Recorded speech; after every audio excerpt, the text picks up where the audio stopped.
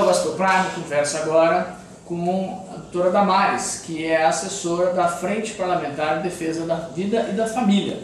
Doutora Damares, podia explicar para o nosso público o que é a Frente Parlamentar e o que ela se propõe?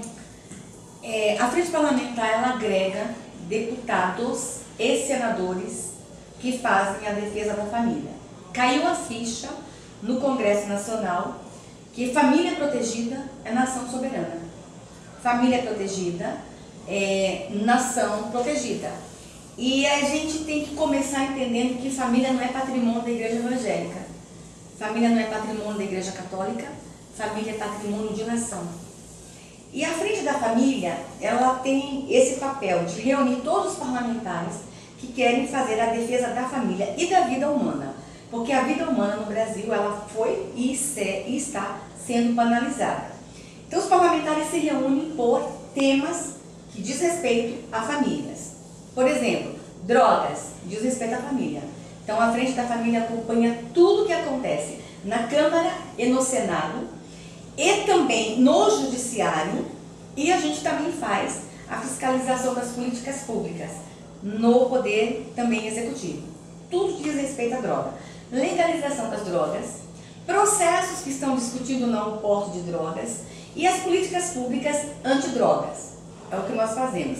E acompanhamos aí nesse momento como é que estão as comunidades terapêuticas, a perseguição às comunidades terapêuticas cristãs, a posição do Conselho Federal de Psicologia com relação à comunidade terapêutica, a posição do governo com relação à comunidade terapêutica, avanços e retrocessos.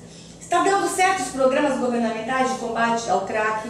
Então, esse é o nosso trabalho. Nós temos um setor dentro da Frente da Família com relação a drogas. Bom, outros temas que a Frente cuida. Violência doméstica é assunto da Frente Parlamentar da Família.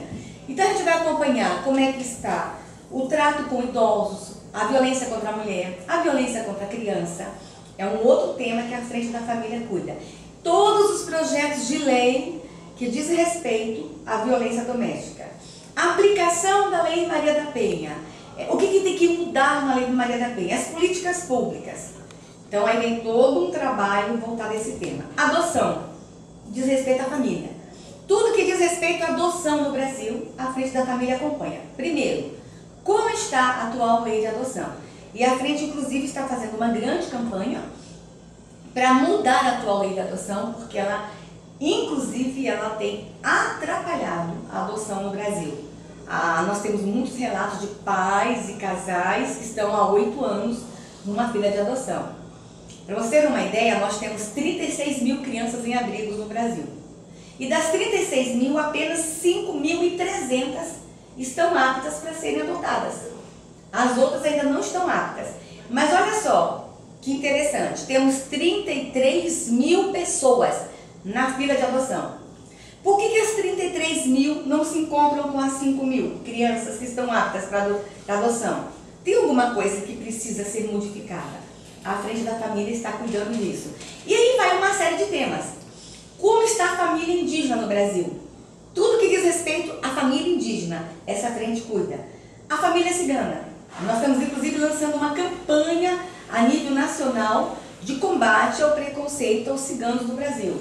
E aí vem um outro tema que nos envolve muito, que é a questão da prostituição, a questão dos jogos de azar e a questão da pessoa com deficiência. Então é um leque. E na Frente da Família, todos os parlamentares cristãos, todos os evangélicos fazem parte da Frente da Família para fazer essa luta toda, mas nós temos também deputados católicos, espíritas e deputados sem nenhuma religião. Deputados que querem fazer um trabalho maior que a religião. Um deputado quer fazer uma coisa maior que a sua denominação. É aqui na Frente da Família que a gente faz toda essa luta.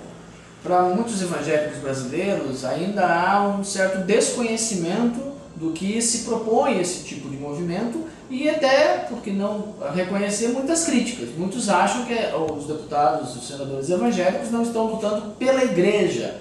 A senhora podia nos ajudar a esclarecer qual é a função, qual é o papel de uma pessoa que recebe o voto, é eleito e vem aqui na condição de deputado ou de senador, mas é evangélico? O evangélico tem que se meter na política ou não? Claro que tem. E há um engano de que frente da família e que a luta do parlamentar evangélico seja só uma luta contra homossexuais e contra o aborto. Não. O parlamentar é eleito para uma nação. Ele tem que legislar como um todo. Então, esse parlamentar, ele tem que ter uma visão de nação, uma visão de um mundo, inclusive, porque muitos dos nossos enfrentamentos vem lá da ONU, vem lá de fora, são tratados internacionais, e nós temos que estar com essa visão muito grande. Então, o pessoal acha que o deputado evangélico ele é eleito para chegar aqui e cuidar só da igreja. Não, ele tem que cuidar de uma nação. Eu vou dar um exemplo, que as pessoas acham, isso não é coisa de deputado evangélico. Alguns anos atrás, nós tínhamos aqui na Câmara um projeto de lei que queria tirar da embalagem de leite, todo o leite que a gente compra, longa vida ou em saquinho, tem lá escrito: este leite não é recomendado para criança com menos de 1 ano. O que tem isso a ver com a igreja? Tudo. Por quê? O Senhor Jesus Cristo veio para que a gente tenha vida e vida em abundância. Nós lutamos anos, e inclusive eu faço parte de um projeto antigo no Brasil, para que a mulher brasileira volte a amamentar.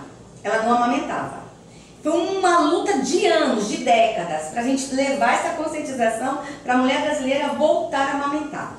E uma das nossas vitórias foi que na lata de leite, leite longa-vida, leite em pó, tá lá. Esse alimento não é permitido, não é recomendável para crianças menores de 1 ano. Um deputado do agronegócio entrou com o projeto de lei para retirar isso das embalagens. O que isso tem a ver com os crentes? Tudo. Quando nós chegamos na sessão, estava lá o deputado lutando para tirar isso da embalagem. Eu fui pessoalmente conversar com ele e perguntei: deputado, por que o senhor quer fazer uma lei para tirar essa frase da lata das embalagens de leite? Sabe o que ele me contou? Que aquela frase deixava o leite mais caro. Olha que loucura!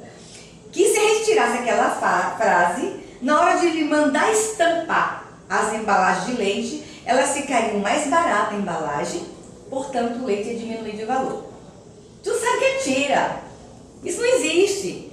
Aí nós entendemos que a verdade era o seguinte: nós temos 5.600 municípios no Brasil. Se em cada município, uma mãe lesse aquilo e deixasse de comprar aquele leite para o neném, eram menos 5.600 litros de leite. O problema era econômico. O que a gente fez? Vamos derrubar isso. De que forma? Na época a igreja evangélica ela não era tão militante como é agora. Nosso grupo, da Frente da Família, ligou para algumas paróquias, algumas igrejas católicas, alguns padres, e nós pedimos que mandassem para outra semana, porque a gente conseguiu segurar o projeto naquela semana. Nós conseguimos adiar a votação por uma semana para a votação. E no dia da votação nós tínhamos um monte de mãe no plenário da comissão amamentando bebês. E uma deputada sentou, não era nem evangélica, sentou e perguntou aos demais deputados: vocês vão votar esse projeto contra essas mães?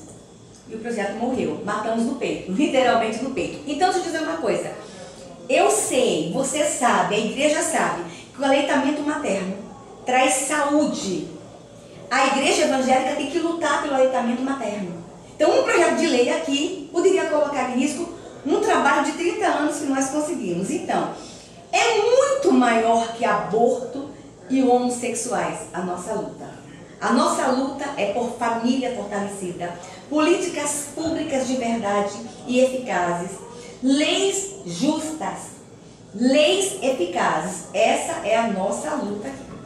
Bom, às vezes a bancada tem membros parlamentares que são evangélicos, são pastores, elas recebem uma série de acusações, uma delas é dela estar cega ou não se importar com as minorias. Mas existe um trabalho pioneiro que é o Estatuto do Cigano, que foca justamente numa minoria. A senhora podia esclarecer o que isso tem a ver com os evangélicos? É papel da igreja cuidar do desfavorecido. Diz Provérbios 31:8, abra a tua boca em favor dos que não podem se defender. No Brasil hoje, nós temos 700 mil índios, 798 mil segundo o último IBGE, o último censo do IBGE. E nós temos no Brasil hoje 1.200.000 ciganos, e ninguém fala de ciganos. A Frente da Família já faz algum tempo um trabalho com os povos indígenas, e especialmente o combate ao infanticídio indígena. Nós estamos cuidando de crianças que são destinadas ao sacrifício, uma questão cultural. O Brasil inteiro já ouviu falar disso. Inclusive, eu sou mãe de uma menina indígena e eu tenho uma instituição que cuida de crianças indígenas. Mas o Brasil não fala de cigano. Não é estranho? Nós temos 1.200.000 ciganos e ninguém fala de cigano no Brasil. O cigano, ele é invisível.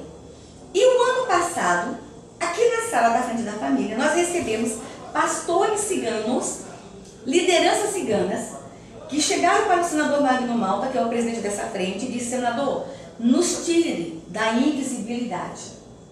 Nós somos invisíveis nesse país. Nós não queremos, não somos coitadinhos, nós só queremos ser notados. E aí a gente começou a entender tudo o que acontece com os povos ciganos no Brasil. Você sabia que a maior etnia são os Camões? E essa etnia, 90% é cristã? Sabe quantas igrejas evangélicas nós temos em acampamento cigano no Brasil? Inúmeras. Aqui em Brasília, no bairro Águas Claras, nós temos uma igreja só cigana.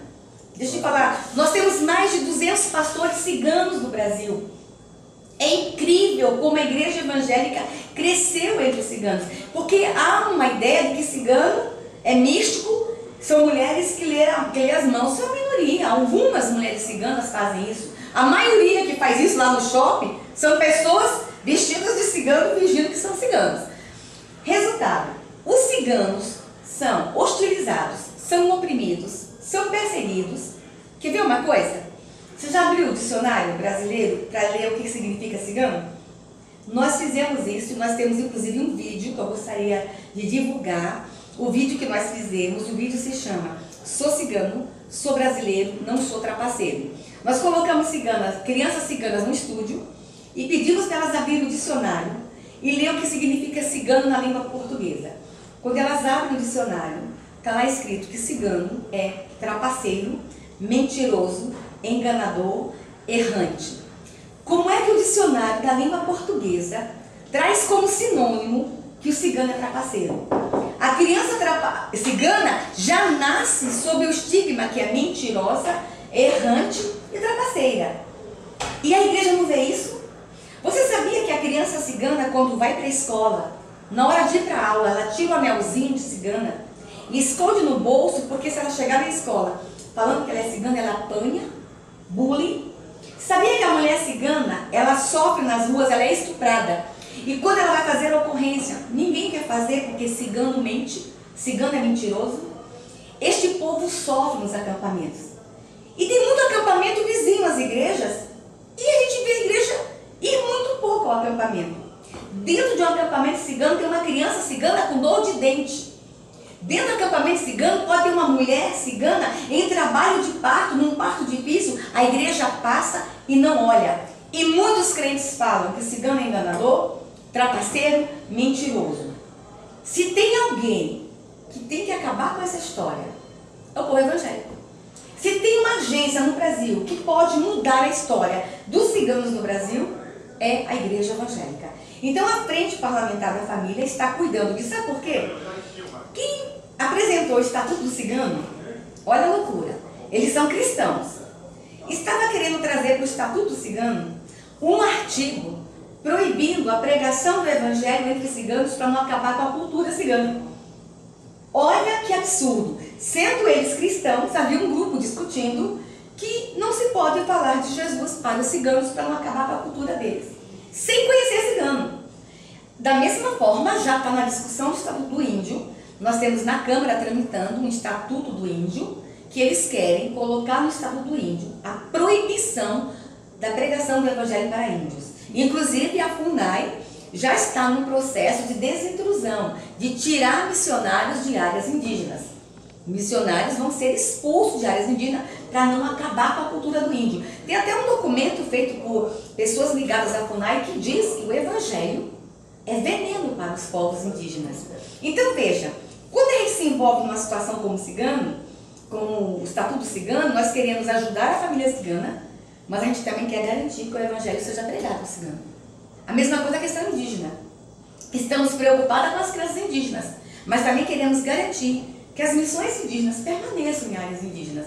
Então são tantos os assuntos, são tantos os temas para a gente cuidar, e minorias é assunto sim de igreja.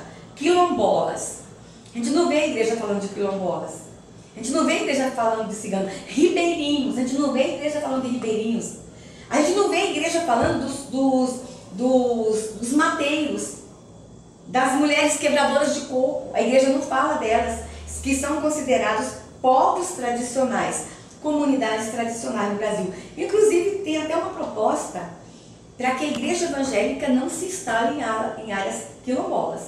Então, vejam só, são assuntos que a gente pensa que tem nada a ver com a igreja, mas tem tudo a ver com a igreja.